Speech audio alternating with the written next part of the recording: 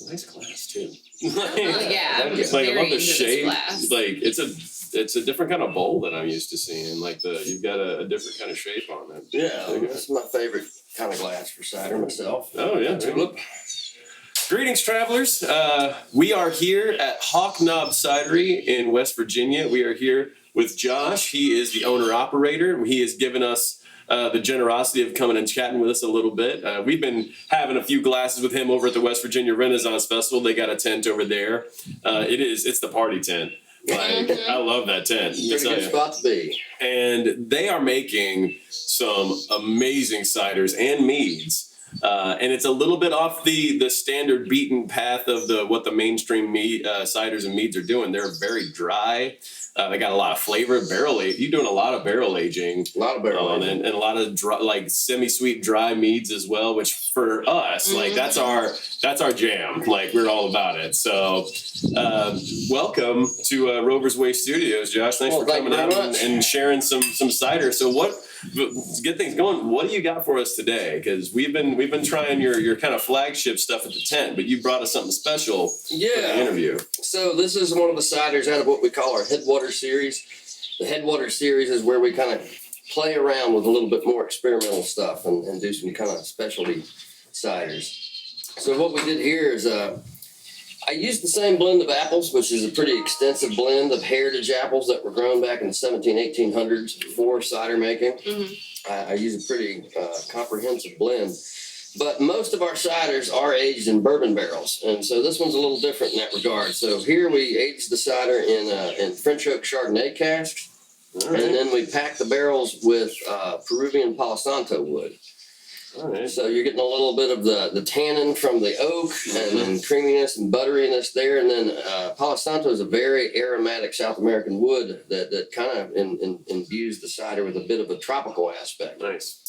And then another thing that kind of finishes this cider off is opposed to most of our other ciders that we force carbonate in big stainless steel tanks. This one we use the champenois process and carbonate it to champagne level carbonation from a secondary bottle fermentation. That's amazing. Like that is some care put into this for that type of process. Like you can taste it in the glass. Oh yeah, like I've done the champenois process at St. Reginald Parish, and yeah, you can definitely. There is a difference in, like, people wouldn't think there's a difference in carbonation between forced carbon and champenois, but like the yeast is going to just create like just that process. And the bubble itself, it turns out to be a smaller bubble, and it's a different texture in the mouth. Yeah, it really changes the whole experience. I mean, you've got it's like you were talking about, just like the kind of like baked apple, like character to it. So this cider comes through with kind of two different flavor profiles, or two kind of sides to the coin. It's got like this fried or baked cinnamon apple aspect, and then the tropical aspect comes through as hints of coconut and pineapple.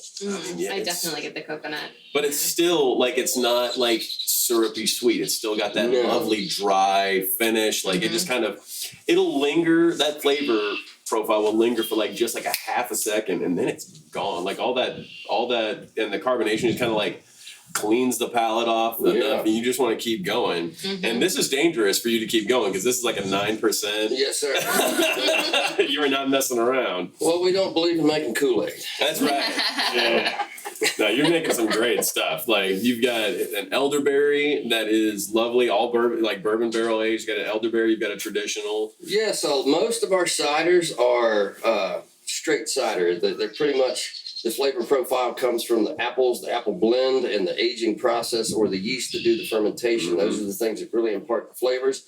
We have a couple ciders where we are adding some sort of fruit or herb or branch of a tree or something. That spruce that you do, right? So that was on tap at the festival. Yeah, that was good. So we just kind of like to use raw, natural ingredients and keep it simple. Yeah, and you're using a lot of traditional cider apples. Like, and you're even like growing traditional cider apples. You got a little orchard that you're kind of doing like an old like heritage apple experiment up there. Correct. So the cidery is here in Lewisburg, West Virginia, but I live up in Pocahontas County, West Virginia, and that's where I plant an orchard. And we buy all of our apples from other West Virginia farmers. So we're 100% West Virginia grown apples. And the orchards that I'm planting and the varieties of apple that I'm putting in my own orchards are the ones that are particularly rare and hard to find, and these old varieties that were grown back in the 1800s. That's great. So stuff like Virginia Hughes crab or Dabinet or Michelin's or Doggo crabs or Arkansas black twigs. A lot of varieties that people never hear. Yeah, I've never heard of these varietals. Spitzenbergs, yeah. I've heard about a few of them, but I grew up. Yeah, like, you grew up in old apple. Yeah, you grew up in apple country. Yeah. Like Texas doesn't hear about these type of apples very much. Or Fair. Louisiana. Well, we're actually in a really great apple growing climate here. A lot of folks don't realize it, but West Virginia used to be the 4th largest producer of apples in the country. Oh, Wow. And so we're actually in one of the best climates in the country for growing apples. I mean, this is some amazing. Like, we've been here for a couple of weeks, and this is like, you know, to coin the phrase, you know, to use the phrase, it's God's own country out here. It is. It's like it reminds me a lot of when we were up in the Willamette Valley, but it's a little. It's got its own difference. It's got its age. You can hear, you can feel the age in this valley, and like I can definitely see where like something like those apples would really thrive in this kind of environment. Yeah. I love it. So tell me, while we're going through this delightful cider, I always like to ask people about where because, you know, cideries and breweries they're coming up, you know, hand over fist these days, and you got 1,001 different names. Where does Hawk Nob come from? Hawk Nob is the name of a mountain behind my farm. Really? Yeah. All right. Very nice. Nice and simple. Nice and simple. We actually saw a hawk on a pole, like as we were driving up, and just kind of like doing its thing. Yeah, no, it's lovely. Like this lovely wildlife that you've got around in this area is just amazing. So when did you get started? I've been making hard cider since I was 12. All right. So, gotta get it going somehow. That's right. Yeah. So I grew up a little bit north and east of here in a region called the Allegheny Highlands, and it was right on the state line. The state line literally went right through the middle of a lot of the farms I grew up living and working on, and there was a lot of cider makers in this region, and so cider making had been passed down generationally since the 17 or 1800s in that region, and a lot of folks don't know this, but there was more cider consumed before Prohibition in this country. More cider consumed per capita than all soda pop today, for instance. It was the #1 consumed beverage. Any bar or tavern before Prohibition would have been serving a fair amount of cider. Well, didn't I learn somewhere in my travels that cider and all these cider apples were planted across the country as a way to have something to drink that was safe because you can trust the water, you know, when people Right. So a lot of people, if they didn't have clean potable water, cider was drank not just for the enjoyment of it, but for hydration, and even kids drank cider. So back during that time period too, the kids drank cider, and they made a cider called Kinder cider. So they would take after the first pressing of the apples, they would rehydrate the pulp, press that a secondary time, and then ferment that out into a 2 to 4% hard cider called Kinder cider. And I guess the kids went to bed earlier. Very low happy back then. I mean, it's definitely you can see because in Germany to this day they're still making Kinder beer. Kinder beer is a thing, so like it's probably those types of like Central European immigrants like couldn't get as much barley over here yet, or those practices. So beer really didn't come on the scene here and become a big national beverage until after Prohibition. But where I was getting with that is that outside, so during Prohibition, up in the mountains of Appalachia, a little bit farther away from the gaze of Uncle Sam, people never stopped making cider, and so it's been made where I grew up. Forever, and so if you grew up there where I grew up, people get tired of hearing me say this, but if you were old enough to chop wood and make hay, you were old enough to make and drink hard cider. So there you go. So I got into it back when I was 12 years old, but I didn't start Hawk Nob the business until 2014. Okay. And really, after many travels and world travels and kind of rambling all over the place, I eventually used the GI Bill and went back to college. And while I was in college at WVU, I studied winemaking in Europe. Oh, nice. Nice. Where was that? I was in Austria at the time. Oh, And so really, I was able to come back and kind of apply more of an old world winemaking perspective to these old Appalachian style ciders that I grew up making. And that's kind of where Hawk Nob came from. Also, during that time frame back in when I was in college, I noticed at that time that's when a lot of commercial ciders started to come back into the market. mm-hmm. So I was excited to see them. At the same time, they were also sweet. I'd rather put them on my pancakes. Yeah, right. And so true. I felt like there was a big hole in the market for something more traditional Mm-hmm. and drier.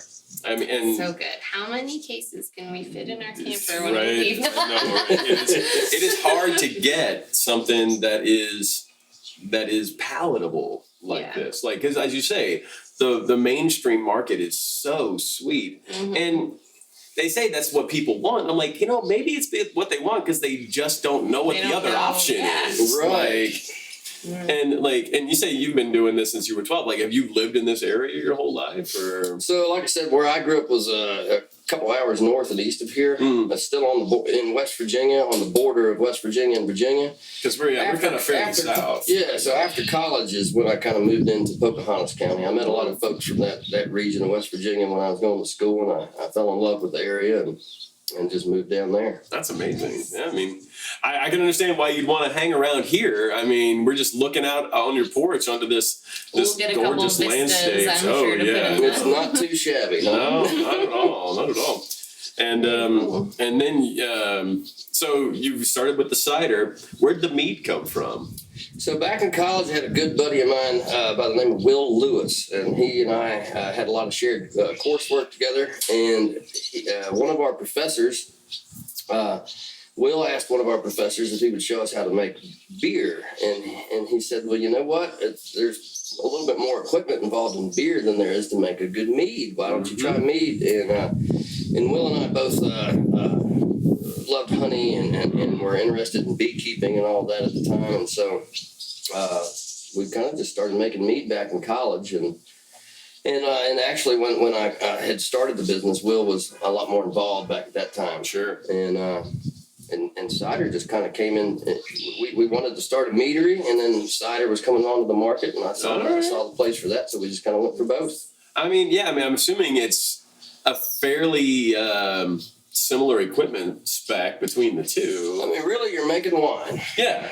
It's just it's not grapes. Yeah. And so the process is virtually identical. Yeah. I mean, are you aging your meads a little bit longer than you would on the cider, or? Yeah. So one of the things that set both my ciders and my meads apart from a lot of what you may find on the store shelf is our aging and cooperage practices. So I have one of the most extensive barrel aging programs of just about any cidery that I've come across. Oh, wow. So a lot of these ciders, we're pressing them, fermenting them, and then aging them in barrels for almost a year or up to a year before they even get bottled. Now, mead, I find that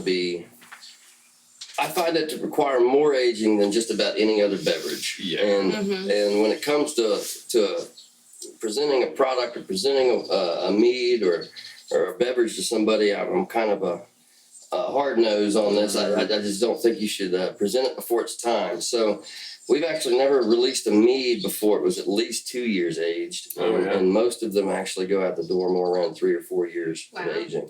I've always kind of had that because I've done a little bit of mead work. And yeah, like the longer it sits, the better off it is. Are you using like a standard like white wine yeast strain for that? Kind of depends on the fruit. If it's going to be a fruit addition mead or a straight mead or for that matter, what kind of cider we're making. Sure. We kind of play around with a handful of yeast, but they tend to be red wine yeast or champagne yeast. And particularly on the cider end of things, we actually do a fair amount of wild fermentation. I was gonna ask, like, are you using? Because, like, I'm assuming the natural microflora in this region, in this valley, is like rife for really good natural fermentation. Sure. So one of the best ciders we've ever made here was from wild harvested apples from right around here, and so that cider came out with with some Brettanomycetes. Oh, And so it was wow, a little yeah. farmyardy and like Yeah. a real good farmhouse style cider, just amazing. Love The other ciders that we do with wild fermentation, most of the yeast that are doing that fermentation are actually more likely from the orchard. from the where the they were orchard grown. itself. Nice. So when you have like a wild fermented beer, those yeast are coming from open vats and Yeah, from yeah. there. With cider, you know, we're not cooking the product, and so the yeast are coming off the skin of the apple during the pressing. Sure, yeah, we were doing that because at St. Reginald we were doing pretty much all natural fermentation. That was just coming off the skin of the grape, and Yeah, because it wasn't open vat, open tank. We were doing closed foodras and all that, and it was just whatever was coming off the Crazy leaf, the wild stem, the science. skin. well, I love wild fermentation. It's some of the best ciders we've ever made here were from wild fermentation, and all the ciders I grew up making were wild Wild fermented. fermented, nice. I mean, I can only the kind of yeast that you can get off an orchard, like it's just going to be like just this amazing amalgamation of all these different factors, and it's going to give you just such depth of character Absolutely. on a cider. That's the thing about wild fermentation. You're not just going to get one thing in there working for you. You're going to get a nice amalgamation, a little bit of a diverse culture in the tank there. And yeah, Super interesting. the barrel aging that you're doing, that is some dedication, because like so many people, like you can just produce a cider and have it out the door, within a couple of months probably, but like that barrel aging is a patient process. Well, trust me, from a business perspective, it's it's a little tougher when you're for instance, the cider that's being sold here in 2021, the cider would have been made back in 2019. Oh yeah. So there's some time. You're waiting a little while on the return on your investment. Yeah, sure. With the meads, because I mean you're doing a lot of aging, but like, are you having to? Because like I remember when I was doing meads, I was doing a lot of like staggered yeast nutrients and things like that. A lot of like aeration and punch down. And are you going through that process? Or are you just letting that initial? No, we do fermentation management, so we're using some nutrient, but that's about it. All of our ciders and meads, I'm just not big into additives. We're kind of I like to say non-interventionists. Sure. In that regard, but mead can be a fickle beast in fermentation. Very temperamental. A little temperamental, so we do use some nutrient in the fermentation period. Because that type of sugar, from what I can see from what I've done, it doesn't matter the kind of sugar that with the kind of yeast that you're using on a mead. That sugar is just in the way that a little harder for it to break down. It is, yeah. That different kind of cell structure is definitely a little more difficult, but I mean, it's working out for y'all. I mean, that's some of the best mead I've had in a long time. I appreciate That it. cider, oh my God. Yeah. Yes. That cider was Can't beat it. We're proud of it. Yeah, then for those of you unaware, a cider is a mead that are you using just all apple juice, or are you using an apple juice? Right, so this is not a melomel. Yeah. So an apple melomel would be where I'm using water, honey, and apple. And the cider is when we're fresh pressing our apples, we just add honey to the juice. So this is just our cider blend of juice with honey. And again, 100% West Virginia grown honey. It's just so good. My God. And the fact that It kicked our butts this weekend. Our meads are not lightweight. No, I mean you're doing like that was like 18% that cider. I mean it is good and proper, but like it's so smooth though. Yeah, you wouldn't know it to the taste. And again, not pancake syrup. It's still dry, drinkable. I could pair that with pretty much anything you'd pair like a standard dry white wine with. Yep. I mean, Well, that's what I actually find from making these ciders and the meads a little more robust and dry. They actually tend to be able to stand up to just about anything at the dinner table. that's So awesome. they're actually great beverages for pairings and that sort of thing. My goodness. We'll have to. Well, maybe we'll do like a follow up. We'll get take homes. Whatever. Yeah, it's like we'll have to whatever we do take a- home and. Yeah, but like we're definitely gonna have to do a tasting and let all the good people know what all the options are. Are you distributed outside of West Virginia yet? Or Yeah, so we're throughout the entire state of West Virginia. We're also available in all of Virginia and Maryland, and we have plans to launch in Ohio, hopefully within the next couple months. Much excited. keep your eyes and ears open, friend. HawkNobCidery.com or HawkNob.com. HawkNob.com. Find them on there, all the various and sundry social medias. I'm pretty sure you're all on most of those. Yep. And keep your eyes open in Ohio. Go check them out in Maryland and Virginia and West Virginia. Come out to this glorious tasting room and patio that they've got. If you're in the area, and tell them Rover's Way sent you, Kira and Matt sent you. It will do absolutely nothing for you, but at the very least, you can say, "Hey, saw you on this channel." Josh, thanks so much for having a chat with us, and thank you for making such amazing stuff. Appreciate it. We'll see you at the next spot, guys. Cheers.